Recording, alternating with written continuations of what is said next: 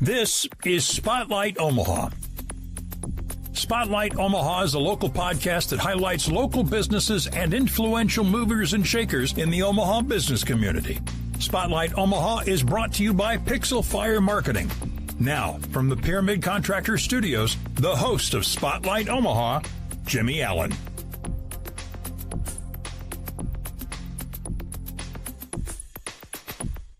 Good afternoon, everybody. Welcome into the Spotlight Omaha podcast, where we take you around the city of Omaha, introduce you to local business owners, influential figures, and people who are making an impact on our community. We are brought to you by Pixel Fire Marketing. If your business isn't showing up at the top of Google searches, if you need help with search engine optimization, or you want a website designed for you, pixelfiremarketing.com is here to help. Joining us in the Pyramid Contractor Studio today is Devon Dupree with the Collective's Corner. Devon, thanks for being here, man. I appreciate it. Thanks for having me. It's an absolute honor. We've been trying to do this for a while. I'm glad we're able to finally narrow down both of our schedules to do this. What is the Collective's Corner, and what do you guys do there? So yeah, my one of my main businesses, I own the Collector's Corner. It's a local trading card shop. We specialize in predominantly Pokemon cards. Sure. But we carry all we carry all trading card games. So that could be Magic, it can be One Piece, Yu-Gi-Oh, Lorcana. They're all kind of other subsidiaries of trading card games. How excited would 8-year-old Devon Dupree be to know that he owns a Pokemon card shop? Honestly, I wouldn't even fathom. I have to imagine this is like a lifelong dream, right? I mean, to be able to do this, it had to have been inspired from a childhood dream. So it was it's a long time dream. Sure. I wouldn't say lifelong, if I'm being honest, but it's a long time dream to have a Pokemon business. And that actually is kind of a testimony to how it got started. But yes, I've always been a big fan of Pokemon. Honestly, from a young age, I was heavily invested in Pokemon, whether it be collecting the trading cards. I loved the video games. I played every video game of the first 4 generations, first 4 eras, up until high school. You know, you get too cool. Yeah. I'm a big Gen 1 guy, so we might have a little bit of Yep. So I mean, and then that's again, it's like, how long did you stick to it and whatnot? So like I said, I was a long time Pokemon fan. Actually, not just Pokemon. I was actually more involved as a child in Yu-Gi-Oh even. Okay. So where did your love for card games come from?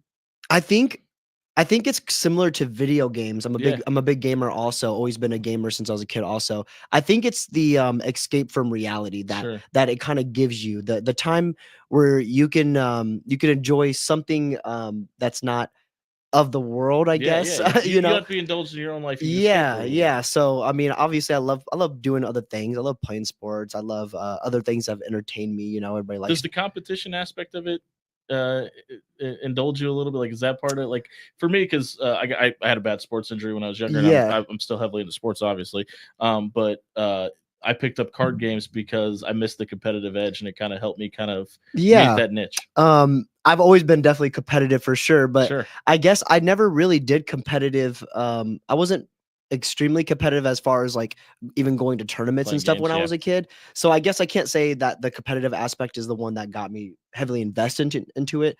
I think I really just love the characters and how they all have their different personalities, their different powers, their unique abilities and stuff. I think it was just fun and optimizing your team of like what you think is cool or what you like or what you enjoy, whether it's a certain element or certain characters. So I don't know. I think it's just like the fantasy side of it. You know what I mean? After looking at the website, I'm going to make an assumption, and I'm going to strongly disagree with you, but I'm assuming your favorite of all time is Squirtle. Squirtle is actually, that's crazy. Ton of it all. That's funny that you caught on to that. I'm a Charmander guy, but it's okay. I love it. We'll agree to disagree on that. I love it. When you have the idea to open the store up, and you guys are located right off Maple Street, right? Yep. 70th at Maple. 70th at Maple, right in the Benson area. Yep. You get the opportunity. Walk me through the process of finding the store and what that looks like. Setting up. You guys have been there for a few years now. Yeah. What does it look like at the beginning of the process of the business? Well, at the beginning, the beginning process of the business, was basically me actually. I ended up kind of reigniting my interest back into it back when Pokemon Go came out in 2016. So I literally spent hours and hours and hours walking around doing the park thing. I remember people in Omaha, we used to go down to ConAgra and camp out for Magikarps. Yep. I mean, I was so Pokemon Go in 2016 got me kind of reinvested from high school to that adulthood years. I didn't really I wasn't really involved in the Pokemon world. Right. So when that came out, that got me heavily interested. And then I started kind of buying packs and buying cards and stuff. And then COVID came around, and my DJ business had slowed down. My entertainment business had also slowed down. So I kind of wanted something to do and invest in. So I started kind of selling some cards on the side just for fun. Some cards I had attained, and was doing the buy sell trade thing. And of course, during COVID, everything was super spiked up. So some of the cards I had bought that weren't so much, it was lucrative. And then I was like, you know what? I'm kind of bored. I don't know how long this COVID thing is going to go on. It was kind of seemed like world's kind of ending. It was it was dragging out or whatever. So I went up the street and I saw a building for lease. It seemed like a lot of businesses were closing down, and anybody knows during COVID, a lot of things were super affordable. cheap. So it was, I think, to me, and this is like a business tip too. What I think people are always going to make the excuse of like, it's not the right time. Everything's this and that. If you want to start a business, do it during the time. Usually it's usually the best times are the times where people are panicking and thinking like, I can't do this right now. Like COVID's going on. You know what I mean? I was thinking the opposite, like, dang, nobody else is doing anything right now. So like now is the time to grab hold of that opportunity. I started my sports talk radio show, and 3 months later sports stopped. So literally I can relate. I can relate. So you mentioned the different games that you guys have at the Collective's Corner, and obviously Pokemon has been around since the late 90s, early 2000s. Yep. But you mentioned games like Disney Lorcana, which is just kind of cycling and really kind of hitting its fever pitch here over the last couple of years. How difficult is it for you as a business owner to kind of keep your finger on all the pulse of things that are trending, games that are coming about, games that are growing, and kind of making that, because Omaha's got a really big card community. Yes. Yeah, we have a good card community. Kind of keeping your finger on the pulse of how we kind of satisfy the needs of our clients. So as far as like keeping up and then like you said, kind of keeping interest and growing interest in these other card games. To be honest, one formula I kind of feel like why we grew successfully so quickly, versus like, was because we actually, I know my love for Pokemon, and this is also another thing for business. Focus on the thing that you're passionate about first. Don't try to grow and try to do everything in your avenue to just try to attain everything. So for me, honestly, the first 3 years, and we actually just had our 4th birthday yesterday. Congratulations. Yes, thank you. So Collective's Corner, literally the day I started the LLC was 4 years ago. So we've had the physical locations for a little less than 4 years, about 3.5 years. Well, 3, yeah. Anyway.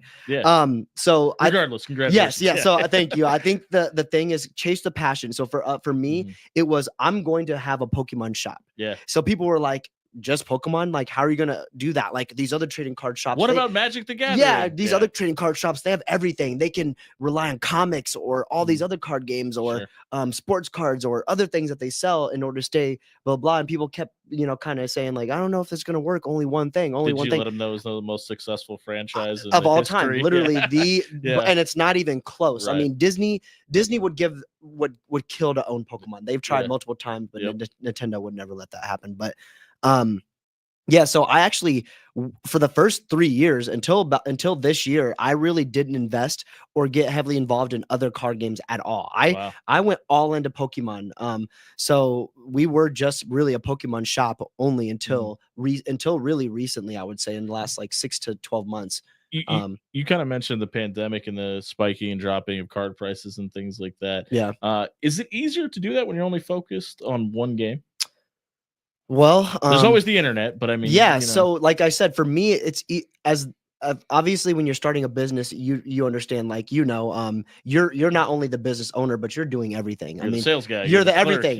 You're the everything. You clean the bathroom. Yeah. So like, if I wasn't passionate about something I was starting, I could not keep my interest in starting this business. So, so for me, I think it was easier only focusing on this one thing, because you could focus on that market of that thing. And then it helps also, like you said, it's the biggest media franchise of all time, the biggest singular IP media of all time. So with that fact, which is like, think about when we were younger. For that to be the case now, that's incredible. Yeah. Historically, you would never, we would have never knew. Right. I mean, if otherwise, a lot of people would be doing the same things right now, which a lot of people are, but would have really been doing it from the beginning.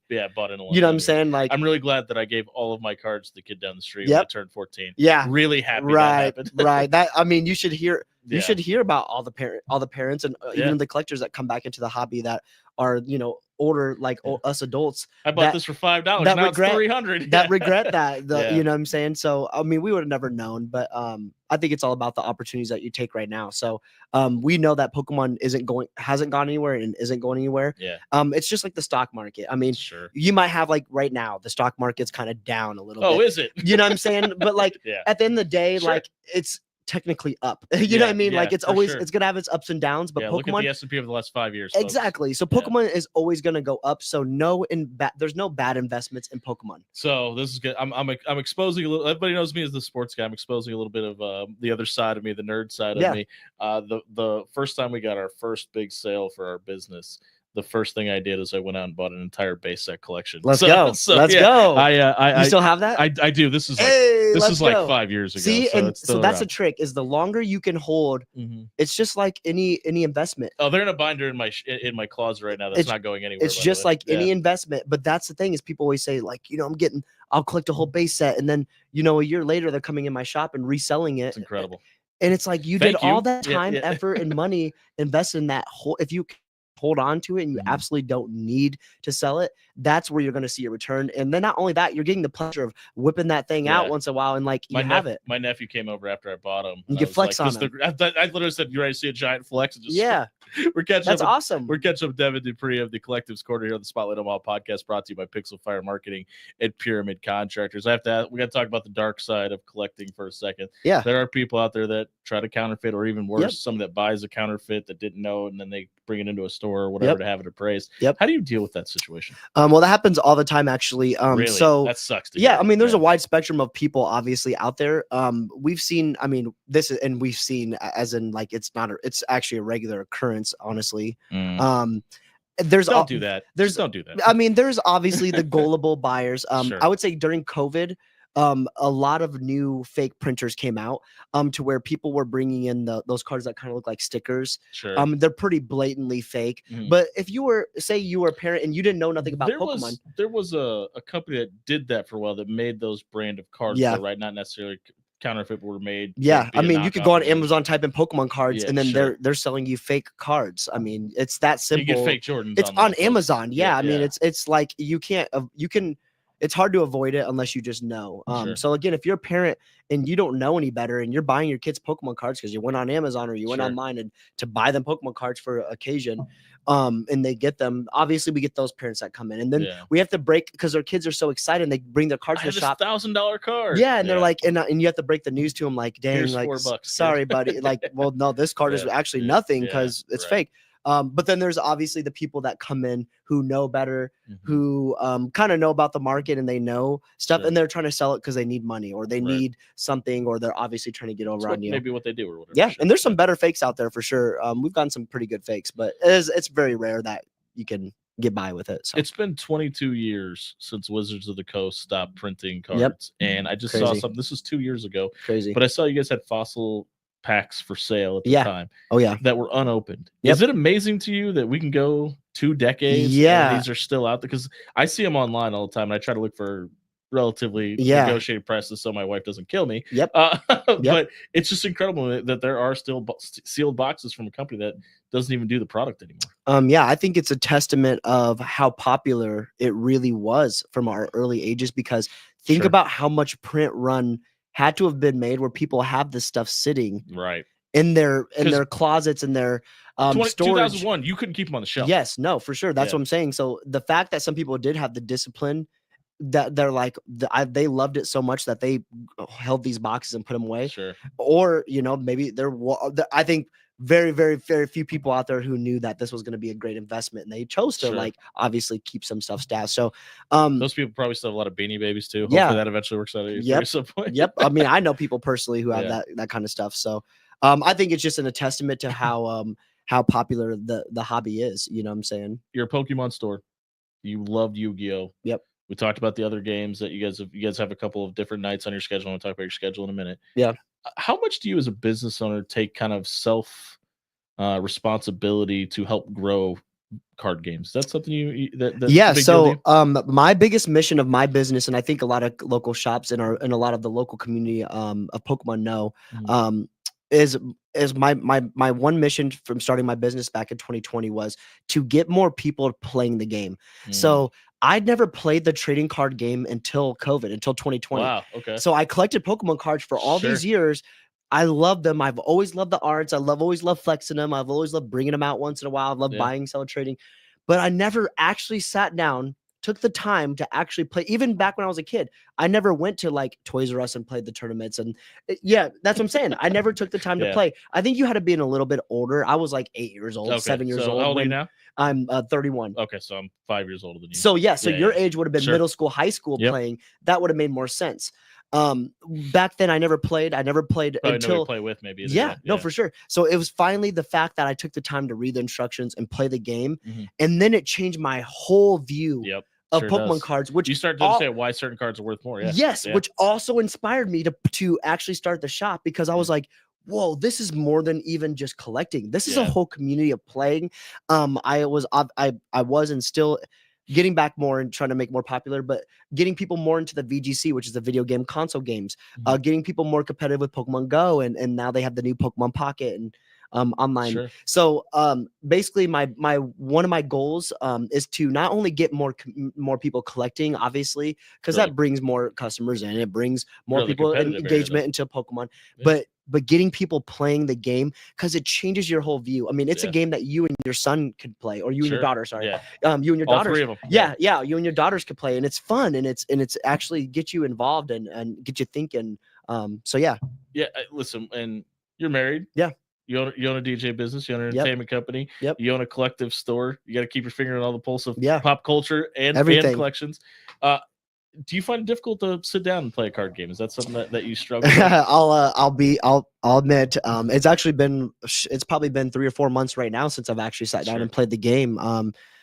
I got huge into Lurkana when it first came out. And I just don't have time to keep up. So I do not play personally. I don't play the main standard format of Pokemon. I play the second most popular format that is actually also hosted at the regionals, at all the tournaments. It's actually official sanctioned format, but it's called GLC. It's short for Gym Leader Challenges, which is a more expanded version. So basically you can use cards from Black and White era, which is 2014 all the way till today. But there's other little rules, like you can only have 1 card per with the same name in the format. It gives you a little bit more twist on the game. And I think it's makes it easier. In my opinion, it's way more fun. 2, it's good for adults like you and I who can't sit down and like play all the time and keep up on. There's some adults that have more time, so I don't mean to say it like that. Please tell us business how you do owners. Tell us how you do it. Yes, business owners. I feel like we do invest more time into our businesses, our families. Other side things. It's not we don't clock in and clock out. So I think that's the difference. I miss those days. I really do think that's the difference. I want to talk about that though, that portion of it. Is it difficult for you at night? Because listen, you work some nights when you're DJ and I work till 2 a.m. tonight. Thanks for doing this. Yep. Is it difficult for you when you're not working at night to put the phone down, face down, not pay attention, spend an evening with the wife, not worry about the store? Is that difficult for you to do? No, honestly. Really? Okay. No. I think it was hard at first when I was starting the businesses, because you had to be there. I will say both of my companies now are luckily successful enough, especially my card shop that we're talking about specifically. I actually have a full-time team now trained up as of a few months ago. So I've actually reclaimed a lot of my time. So I think there is seasons of I think you understand. Really liking you until you started rubbing all this in. No, I think even you understand when you have a new child or when you have something going on at home, you know to prioritize. God will put it on your heart to prioritize the certain things that need to be prioritized in the moment. So I think that no, it's not hard to like, hey, my wife needs my attention and she needs me, and my family needs me and loves me, and I need to be at home. So you do have to sometimes sacrifice a little bit of time or money into your business in order to give to your family. Now, do I think it's difficult? Yes. But I've learned to, you ask me if I do that, if it's difficult for me. No, not anymore. I'm learning more to prioritize what's important. Is episode 302 of this podcast. And I think that is the question that has been answered the most differently of all the ones that we asked standardly.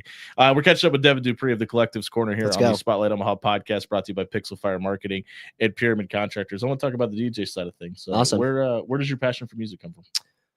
Oh man, I've loved music, honestly, between, like I said, music and like my Game Boy and Pokemon growing up, it saved my life. I just always loved music. I don't know what it was since a young age. I remember coming home wherever I lived at the time. I grew up in foster care, so I remember going to wherever I lived in at the time, whichever foster home or group home or whatever. I just always remember in elementary school coming home from school, and I was always wanted to watch 106 in Park. Sure. I always wanted to watch MTV. I loved the music culture, the video game, the music videos. Sorry, they go hand in hand. Yeah, the music videos, and like wanted to be cool like them. And you know, obviously as an adult, you learn that a lot of the stuff that you were watching it wasn't what you're really chasing. But music, the music alone, it gives you the feeling of like passion, of dreaming, of chasing, and of obviously joy, of sadness. It helps you embrace. Touches every heartstring, right? It helps you embrace who you are. Motivation. It could do anything for you. I mean, we listen to music in all aspects. So I just loved it from a young age, and I started pursuing it. Do you mind if I ask about the foster care thing for a minute? Oh yeah. Because I think a lot of people look at that as a negative, a reason to not overcome, a reason to not be especially successful. Nowadays in our victimhood culture that we have. Is that something that was a big deal for you at a young age to overcome? I would say it was a huge deal. Sure. I went to a dozen different schools. I lived in, I mean, there wasn't many times where I lived in a place more than a year or even a few months at a time. So there was a lot of foster homes, a lot of group homes, a lot of great people out there that were in my lives, a lot of amazing mentors that I met. I would say a few. And then, you know, there's obviously the bad times, but despite it, like I just, that's why I for a while I used it as like, oh dang, that held me down or that held me back. Maybe. But now, like, I don't know. Ever since high school, I always knew, like, especially because of a few mentors that were in my life, I always knew that I could become more and have more and do more. That my circumstances of the time didn't have to be what was or what is going to be. So that's incredible, man. I'm very I will say I'm very blessed, and I'm glad even the times where I didn't know you know who God was or where the path was leading. At the end of the day, there was some it was more than just my doing. Let's just say that it was more than just my doing, and I'm very blessed to be here, very honored to be here. I was emancipated at 15, so I can relate. That's crazy. I was emancipated at 17. So my last foster home, my brother moved away when I was a senior in high school. They had just moved out, and I got a job for a couple months, and then but I went full-fledged into DJing because I was like, I'm chasing my dreams, even if I struggle. It's probably hard to see the forest of the trees in that moment, but looking back at it, do you think that moment helped in your entrepreneurship? Oh yeah, I think. I mean, you probably. I mean, I don't know your story yet, but I'm sure you could attest to. It makes you strong. Makes you hungry. Yeah, it's either gonna make literally you and figuratively. Yes, it's gonna make you a victim, and you're gonna you spend your whole life saying, "Oh, I went through this, and my parents weren't there, and people treated me this way, and I went through these kind of abuses and all this stuff." You can use those, and that's great. That's sad. Like it's no child deserves that. No, and I know my future children will not go through anything I went through, but you can use it as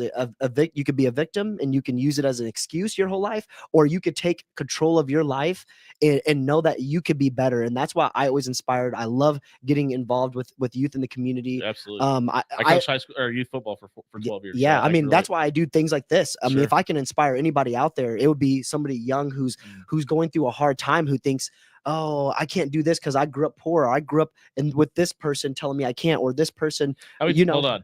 How many times in your life have you been told you can't? Oh, bro, please tell me I can't. I love it. I love it, bro. I'm like, I take that, and that makes me even more like, let's get it then. You know what I mean? Yeah, that's who I am. Let me show you that I can. That's who I am. Sure. So. Where can people find the shop at online, and what's the address? So we are The Collective's Corner, based out of here in Omaha, Nebraska. We're at 7008 Maple Street, so 70th and Maple Street. We're right there on the north side of the street in the strip mall. We have a pretty good signage on the building, so you can't miss it. The website is www.thecollectivescorner.com. With an S, collectives. Collectives Corner, .com. And we're also on Instagram, Facebook at Collectives Corner. What is the goal with the DJ business? What do you want to you've done some pretty big crowds. Pictures. Do you do weddings? Do you how does so DJing is actually, believe it or not, DJing is actually my most busy, my full-time trade. I call it a trade right now.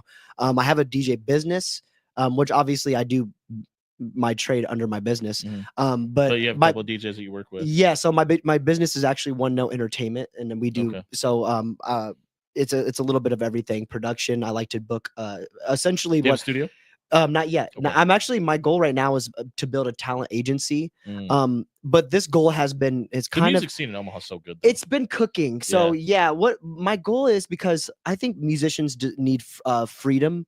I think that's the problem in the music industry is like, you work for my organization, so you can't go do anything for anybody else. So my goal right now is, that I've evolved in the past year specifically is, I thought I wanted to start this big DJ company, sort of like, Complete Music is the most popular company that most people know. They have a franchise of like 70 franchises of all. That's a franchise. I didn't know that. Okay. Yeah. I just know the one here in Omaha. Yeah, and they're very popular here in Omaha. I mean, they're the standard, whatever. So my goal right now is, I've realized is, my bookings aren't slowing down at all. I'm doing 40 to 50 weddings a year right now, on top of corporate events. I'm doing a lot of travel gigs. I was just in Louisville last weekend because I'm the official DJ for the new Love Volleyball Omaha team. So I did actually the whole League One pro volleyball leagues. I did their ball, actually, their end of the year ball. That's awesome. It was cool. Like they even had like I mean, whatever. I hang out with Lexi Rodriguez. No big deal. Yeah, they had like Sweetie was there performing. That's why I opened up for her. Okay. Like it was a big, cool ball, like fancy. Everybody we had were fancy. Like it was very cool. A couple weeks ago, I did a wedding up in Green Bay. So I've been doing a lot of travel. I have a lot of travel gigs this year. Between the weddings. Is that a big deal for you? Like, is it? Let me rephrase that. Is that something you like to expand on, the travel? Actually, for a while I was avoiding it, because it's a lot of work bringing your equipment places and doing all this stuff. So I mean, obviously raise the rates if it makes sense. I would love to display my talents and share my joy and my talents with other people, because I do believe I'm good at what I do. I've been doing it for a long time. I love if you don't, I don't know who would. Yeah, I just love the aspect of reading crowds and mixing music. I love bringing joy to people's lives. So I'm actually more focused on in the professional gig setting. I'm kind of veering my way out of like, I still, like tonight I'll DJ at a nightclub. Would you mind telling us where? Yeah, I'm at the Exchange in the Capital District tonight. Okay, stop out down to the Exchange if you're looking for something to do on a Friday night. So I still love this stuff because it's fun, but there's something about weddings and professional events that bring joy. Like you're coming out for your company's corporate party, like all the local companies we do. And if it's a wedding, it's their biggest. Yeah, and the weddings is like so special. It's like everybody's there to celebrate love, and like there's family, there's friends. It's just like such a good feeling, amazing. Like I have to ask this one before we kind of wrap up here. You are married. Does your wife play collective card games, or does she make fun of you for doing so? My wife is first of all, amazing woman. Good start. She her name is Kaylee. Shout out to Kaylee. Yeah, Kaylee Dupree, the best woman ever. She kind of got on my butt at first about the when I got back into collecting cards. I was spending a lot of money. So we've been married only since July of this past year, but we've been together for 8 years. So what are you doing? Yeah, she was on my butt a little bit because I do go through spurts where I spend large amounts of money on things I get really into. On hobbies? Yes, on hobbies. So I think that's a lot of guys. Every male is that a guy thing? Yeah. I don't think it's just guys, by the way. She likes to shop too. Yeah, right. So that's not a hobby though. We need those things. It's not whatever. According to my wife and the Amazon driver every day, we need those. Right. Yeah, she needs everything. Yeah, no, sure. I love it. So she was a little on me at first about it, but honestly, the fruition of when I planted the seed, the business grew so quickly. Now that we're already like going into year 4, and it's now already self-sustaining essentially. Incredible. And looking to franchise out. This is actually the first time I've said this publicly. Okay. Breaking news. So we'll keep that in the hush for now. But I want to ask about the staff, because one thing we ask a lot about in here is hiring. You said we have a self-sustaining staff for for the Collective's Corner. I have to ask, because I think a lot of people we've talked to were roofers or lawyers or electricians in the trade. I have to imagine hiring for a collectible. It's tough. Is it? Okay, because it's tough. I would just assume that you're probably hiring someone that's if not more passionate about it than yourself. Yes, that's my goal. Yes, and actually, my manager. Is that why it's tough? Yeah. Okay. Well, not only that. I hate to say this, and I think you would probably understand being a collector, but even the person I trust the most, the woman who runs my business, like who if I died tomorrow, I would give her my business just because she's been so amazing, and I would bless her. Her name is Megan. You guys would know her. She pretty much works every day at the shop. She gets her a couple of days off, but she's there most operating days. So if you know the Collector's Corner, you know Megan. Sure. But no, she's been the hugest blessing to my business. But why is hiring difficult?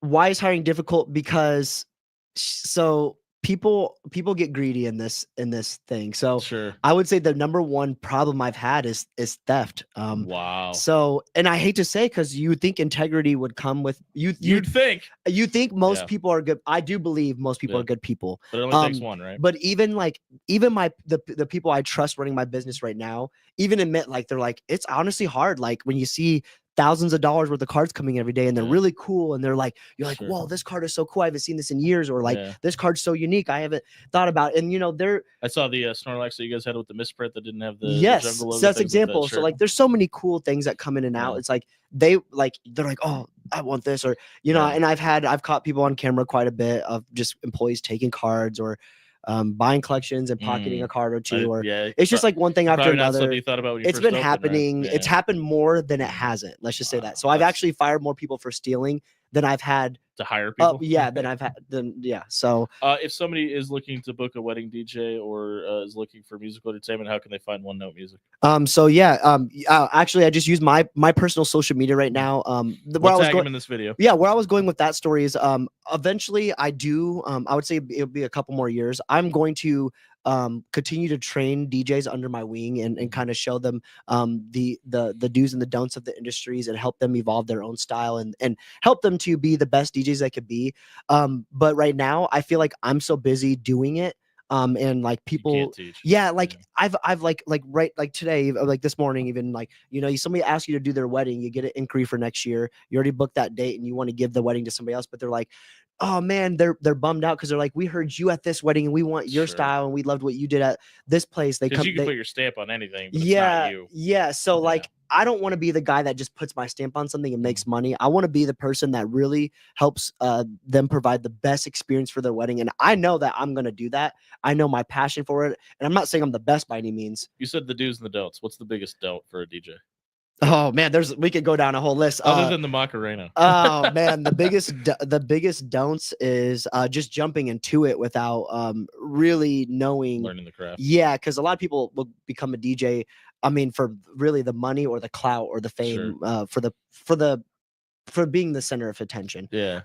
So the thing I've seen the most with DJs that come and go is that you could tell that that's their passion, and it's not learning the trade of. This is not about you. This is about the company, the people that are in front of you. It doesn't matter what you like to play or mix. It matters with the people that you're there for. So it's the preparation. It's knowing. I think that's every business owner's biggest hurdle is like, it's not, especially if you're passionate about what you do. I've told this story before, but like for my sports talk radio show, like when we first started doing it, I wanted to interview all the high school football teams because I wanted to talk to the high school because football's my passion. Yeah, right? I love it.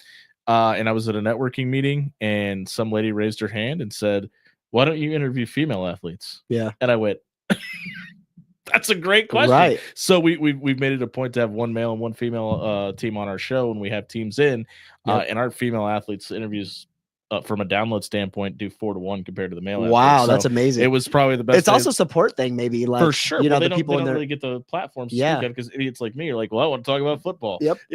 So obviously that comes full circle. Well, I appreciate you taking. I know you got to go do a gig tonight, man. I appreciate doing this. That's Devon Dupree with the Collective's Corner and One Note Entertainment. Awesome. Right. Yep. One Note Entertainment. One Note Entertainment. Yep. If you're looking for a DJ, if you're looking to maybe buy or sell some cards, stop by the shop as well. This has been the Spotlight Omaha podcast, brought to you by Pixel Fire Marketing, Pyramid Contractors. I'm out all next week. Angie Chaney will be in to do the show. Hopefully you can join her at 11 a.m. on Monday. Thanks for joining us here on Spotlight Omaha.